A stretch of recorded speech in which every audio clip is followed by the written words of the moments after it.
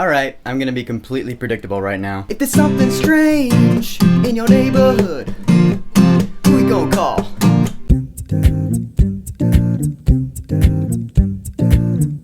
Ghostbusters! Honestly, who doesn't love that song? Alright, let's talk about the remake of the 1984 comedy classic Ghostbusters. New York City is being trampled by ghosts from beyond the grave. And one team of 3 scientists and 1 subway worker are gonna team up with special equipment and they're gonna stop these ghosts. Okay, right off the bat, I'm gonna say this movie is not as bad as you think it's gonna be. Is it a great, fantastic movie? No, but it's not terrible. The thing is, this movie is so shrouded in hate just because it's a remake of a classic film. And the trailers did not look good at all. In fact, the first trailer, is like the most disliked trailer on YouTube. So I did not think this movie was going to be good, and it surprised me. First of all, the team of Ghostbusters in this film, I thought they were good. The one I liked the most was Kate McKinnon. She was the funniest one because she didn't give a fuck. She was just laid back, said whatever the hell she wanted to. She's the one I would relate to the most. Melissa McCarthy was good in this film, and she was the kind of Melissa McCarthy that I actually like to watch. And that is the Melissa McCarthy that does not overdo the humor like she did in Tammy. No, Paul Feig, the director of this film, who has worked with McCarthy many times, he knows when enough is enough humor. Well, for the most part. Leslie Jones in this film, I thought I would hate her. Like the part in the trailer where she was slapping Melissa McCarthy like, "The power of panic compels you!"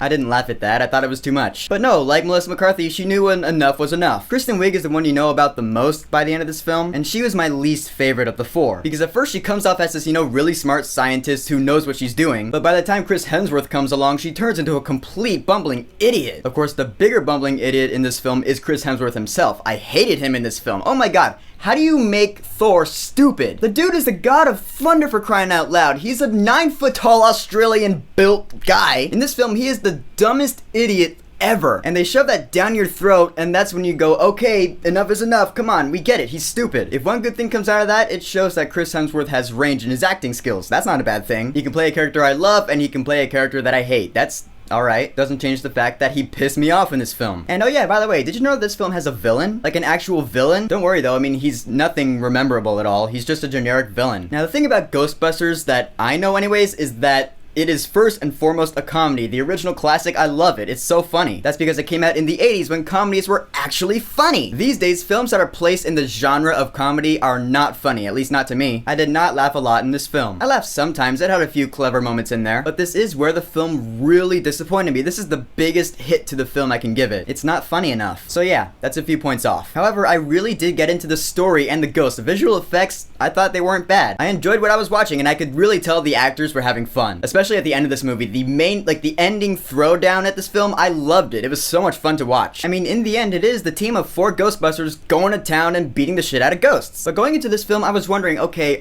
there are probably going to be cameos in this film, right? From the original team? Sure enough, they are. Oh, look, there's Bill Murray. Oh, there's Dan Aykroyd. There's Sigourney Weaver. Their cameos were actually pretty funny in this movie. I like them. The score in this film was written by Theodore Shapiro, and it's actually pretty forgettable. Of course, when it comes to music and Ghostbusters, I gotta talk about the songs. In a 2016 remake of an 80s classic, there's gonna be some remixes of the original Ghostbusters theme, which I love, and they were, as we all predicted, horrible. Although I admit, the end credits were a lot of fun to watch. So this new Ghostbusters film actually had some pretty good characters, a solid story, but the comedy was just not funny, and bad music. But I did not hate it, so I will say, wait until this movie's at a discount theater, then go see it. So the new Ghostbusters film, have you seen it? What did you think about it? Whatever you think, go ahead and leave a comment. And don't forget to subscribe.